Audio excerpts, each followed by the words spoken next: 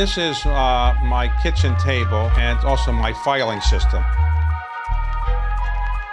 Over much of the past 3 decades, I've been an investor. The highest calling of mankind, I've often thought, was private equity. And then I started interviewing. While I watch your interviews, I know how to do some interviewing. I've learned in doing my interviews how leaders make it to the top. I asked him how much he wanted. He said $250. I said fine. I didn't negotiate with him, and I did no due diligence. I have something I'd like to sell, and how they stay there. You don't feel inadequate now because being only the second wealthiest man in the world, is that right? Every American remembers where they were on January 6, 2021.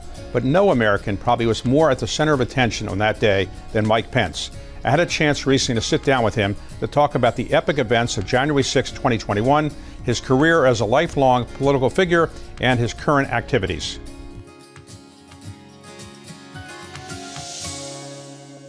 You've been a governor of Indiana, for 10 years a member of Congress from Indiana, and Vice President of the United States for 4 years. So are you thinking about possibly running again, or you've had enough elective offices? You know, I like to say I never say never, but I can tell you, David, my focus right now is really on trying to be a voice for the conservative values that have really animated my career over the last 40 years. And the foundation I created after we left Washington, D.C., called Advancing American Freedom, is really committed to those Barry Goldwater, Ronald Reagan, George Bush principles that really also guided the Trump-Pence administration of a strong defense, limited government, fiscal responsibility, traditional values. And so whatever the future holds for me, I'm gonna continue to seek to be a champion for those principles that I think have always made this country strong and prosperous and free. So the organization is called Advancing American Freedom, and where is it based? It's based right here in Washington, D.C. I live in Indiana, so I'm a commuter to Washington, but got a terrific and a growing team of principled conservative men and women who are putting out the kind of work that other organizations in the past provided in this city when I was in Congress and as a governor and in our administration. But there are less of those voices today, and so we've emerged, I think, as one of the leading voices for traditional conservative thought, and I'm very humbled by that, but also see a great responsibility to it. Now, one of the conservative organizations that's been very popular among conservatives in Washington for many years is the Heritage Foundation. And recently, a number of people have left the Heritage Foundation and joining your organization. Was that a surprise to you? We were very moved that they were inspired by our example and our consistent commitment to principle to come our way. But in another sense, I wasn't that surprised. I have seen a shift in the conservative movement really since President Trump's return to active politics and ultimately his successful campaign, where some are walking away from the Republican Party's commitment to America being leader of the free world. Some are walking away to our commitment to limited government and even marginalizing the right to life. And the folks that came our way, I saw really as an endorsement of them wanting to be a part of a team that is continuing to stand on that broad mainstream conservative agenda that's defined the Republican Party for the better part of 70 years. Today, as we talk, 2 issues have arisen where I would say the Republican support is not as strong as it has been before. One of them deals with Greenland. Why do you think so many Republicans on Capitol Hill say don't get involved with trying militarily to take over Greenland? Well, David, I think you just put a fine point on it, which is what I hear objections to is the notion that we would ever use military force against a NATO ally. Denmark is a NATO ally. And Greenland is a part of their, of their title and control, if you will, as a territory. I think there's a great case for acquiring Greenland, and I fully support the president's ultimate objective. I think there's a national security case for it. The Arctic is becoming enormously important. The ability to expand there would be very important to the United States and our security interests in the region. I expect there's also significant economic interest in terms of mineral development. I know what a student of history you are, but it was Abraham Lincoln's Secretary of State who was the first one to recommend that we purchase Greenland.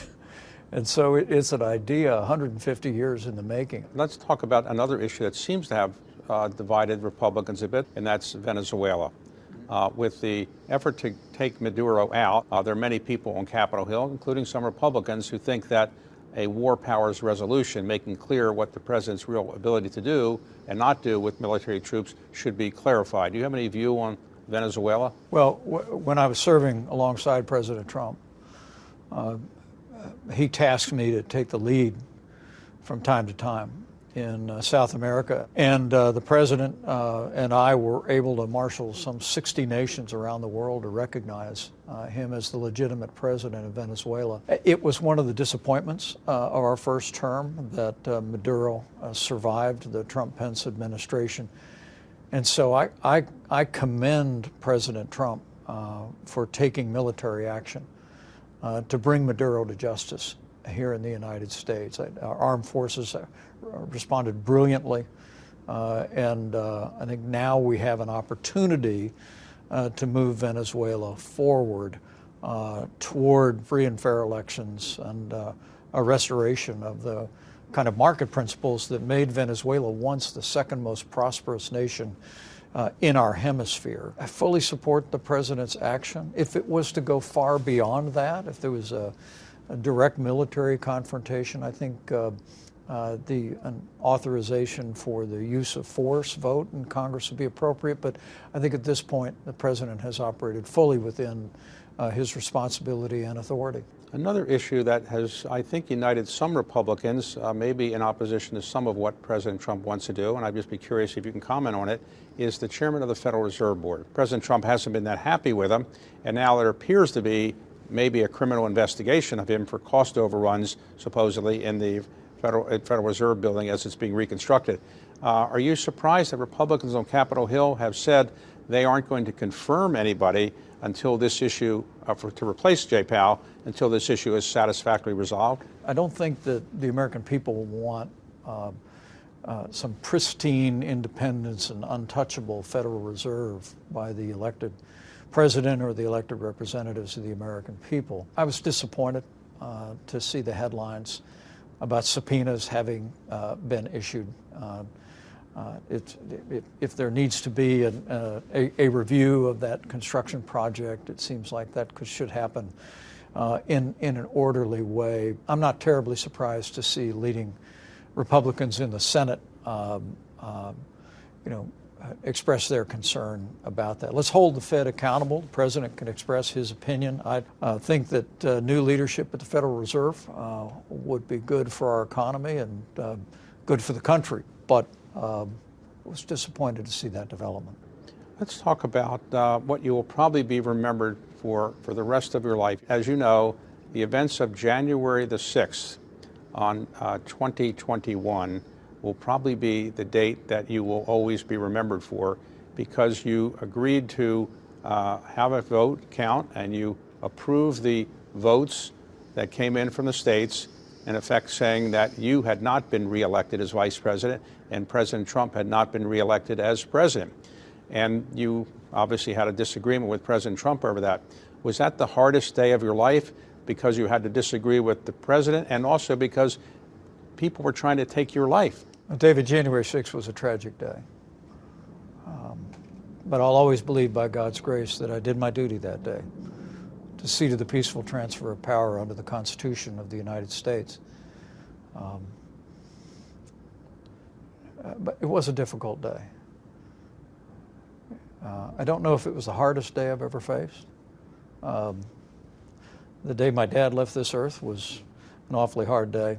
And that was not to be compared to those moments, but it was difficult. I mean, President Trump and I had a good working relationship for 4 years. I'd like to say he was not just my president, he was my friend. It was a fluid relationship. The president gave me extraordinary opportunities to champion our agenda on Capitol Hill, around the country, represent America around the world. So the fact that we reached an impasse on on my duty on January 6th was difficult, but I thought my duty was clear. In your book, So Help Me God, you talk about the fact that after a few days after the election was over and you had the count and President Trump wasn't happy, but he wasn't going to be able to stay in office, you met with him. And he didn't yell or scream, or he just had a very friendly conversation. Can you recount what that was like? I think it's because the President and I have gone our separate ways in the last several years. I think it comes as a surprise to people to remember that we actually parted very amicably on January 20th, 2021. But it unfolded in those days immediately after January 6th. Now, I'll be honest with you, David. You asked what my emotions were at the Capitol on January 6th. I can tell you I wasn't afraid, but I was angry. I was angry at what I saw. I was angry seeing people, desecrating the seat of our government. I remember thinking, not this, not here, not in America. While it was a day of tragedy because of the Capitol Hill police, who were the heroes that day, the violence was quelled, and leaders in both political parties reconvened the very same day and completed our work for the peaceful transfer of power. I remember in one of our last conversations, he still seemed very dejected and very down, and I looked at him and I told him, and I said, "Well, I'm praying for you." And when I got up to leave the meeting a little bit later, I said, "I guess there's probably two things that we're always going to disagree on." And he looked up faintly from where he was seated at the dining room table and said, "Well, what's that?" And I said, "Well, I get the impression we're never going to agree on my duty on January 6th." And I said, "And I'm never going to stop praying for you." And he looked up with a faint smile and said, "That's right, Mike. Don't ever change."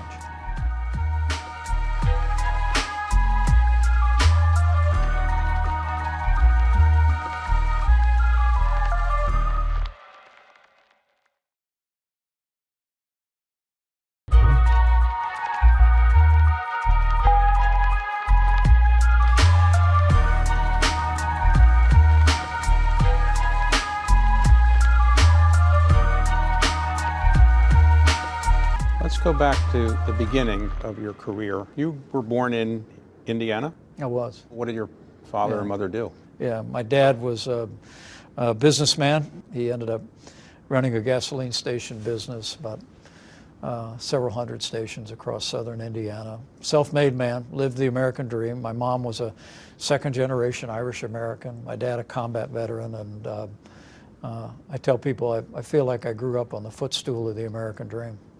And you were growing up, you went to college where? A little college on the Ohio River in Indiana called Hanover College, and then Indiana University for law school. But I always had an interest from the time I was a little boy in politics and in public service. I was deeply inspired by the life and the example of President John F. Kennedy and the Reverend Dr. Martin Luther King Jr., and they still inspire me to this day. Well, after law school, you practiced law. Did a little bit.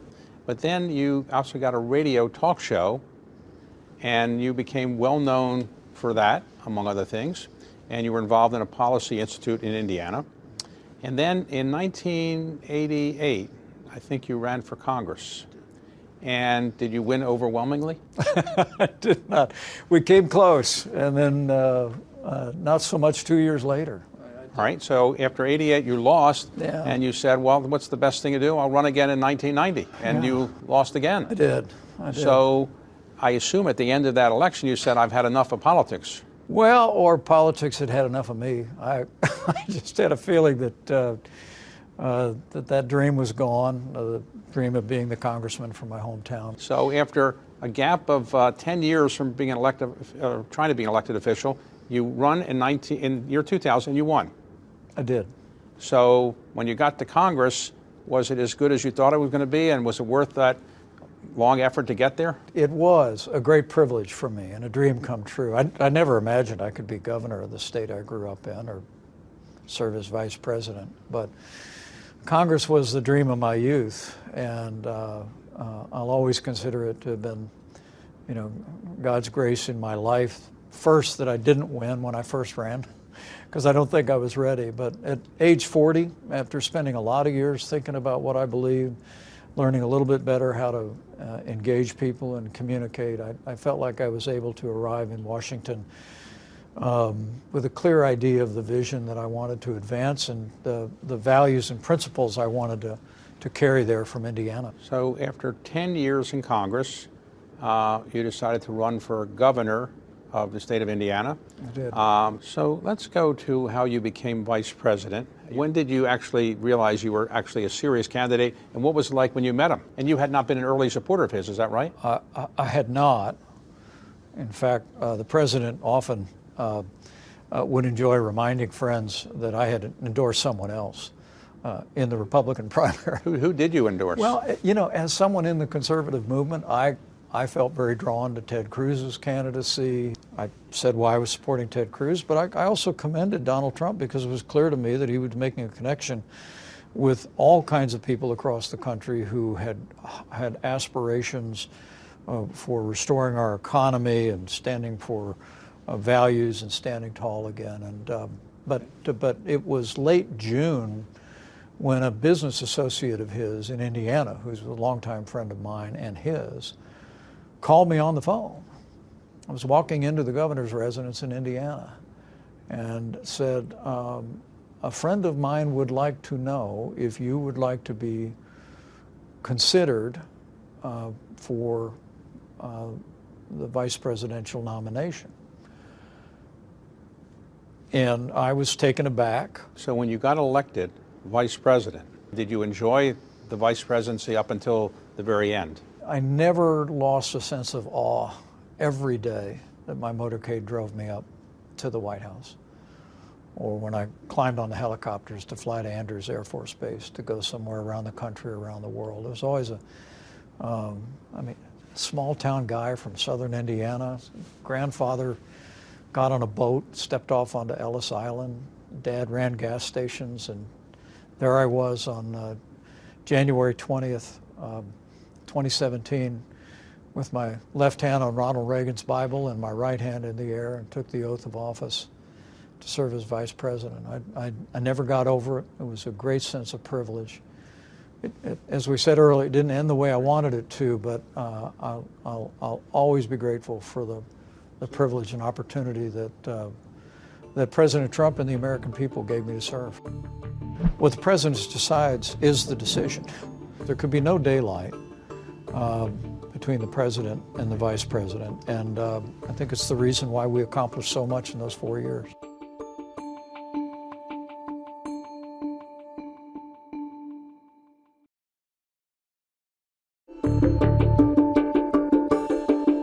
What did you do as vice president that you're most proud of, other than the vote on January the 6th, but presumably you're proud of having done that. But what did you think you accomplished in those 4 years before the January 6th vote? There were two things. Both of them bear upon our national security.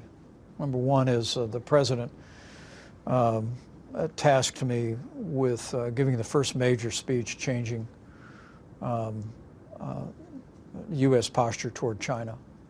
It was a speech I gave in 2018. The president and I literally worked through it together.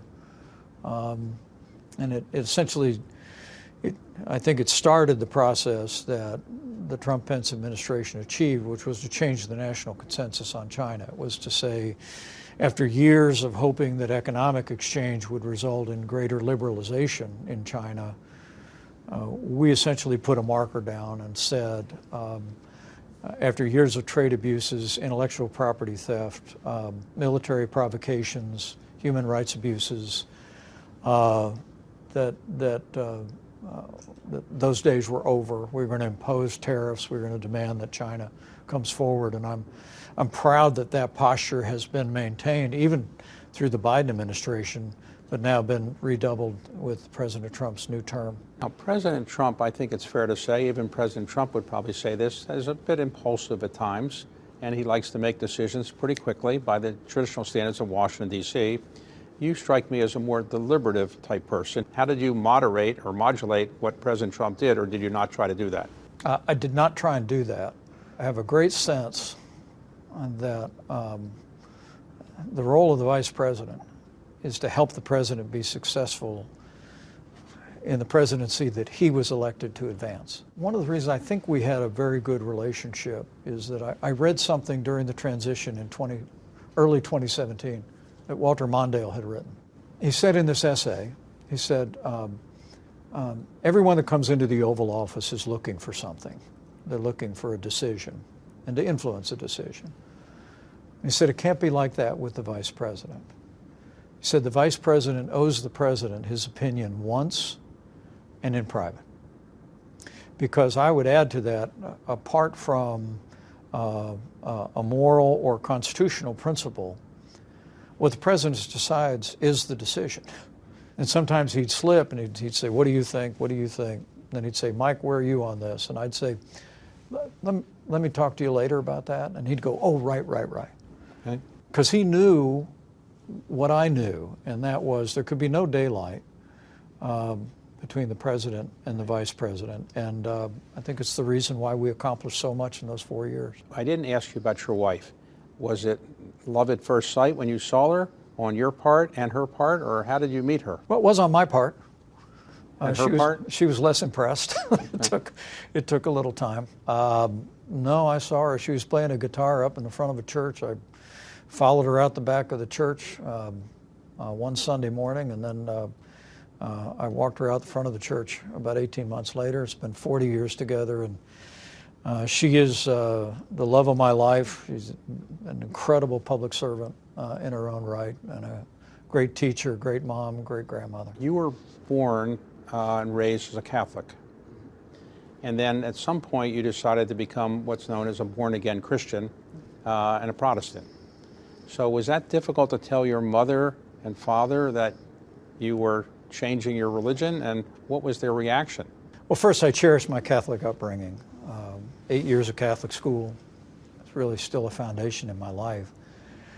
I tell people I didn't leave the church. I left religion. By the time I got to high school, I'd had some social success, and I just decided, David, that religion was a crutch. Some people needed it. I wasn't going to judge them for it, but I didn't need it. But when I got off to college, I started to meet some young men that simply talked to me about being a Christian. And they talked about having a personal relationship with God through Jesus Christ.